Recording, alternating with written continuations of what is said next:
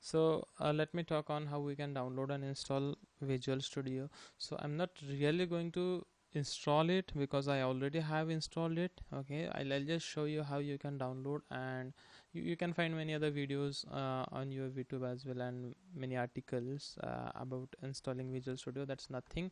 Plain in the plain you can just download it and install as like our normal software, how we install our normal software with all default checked options. Okay.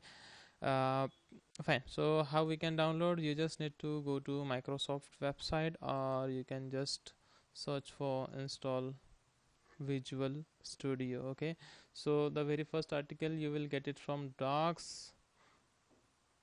Just click on it, and there you should find the links to download Visual Studio. Okay, so the Visual Studio is a product of Microsoft. Okay, and here you can find the options to download Visual Studio, and the current version as of now, it is version 2017, though version 2019 is in preview, and the preview version of 2019 is available, but this 2017 is a very much stable, and you can download and you can work on it. Okay, so just click on download Visual Studio.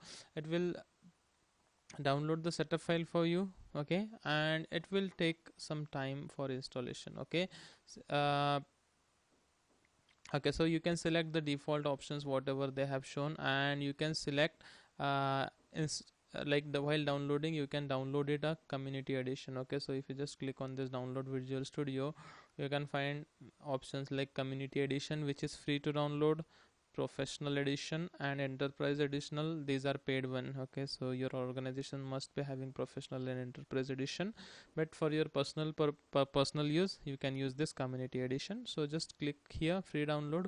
You can download the Visual Studio 2017 from here. Okay, and just install it as like our normal software, how we install our normal software. So while installation of Visual Studio, it may ask you to download some dependencies, some .NET framework, some C++ dependencies.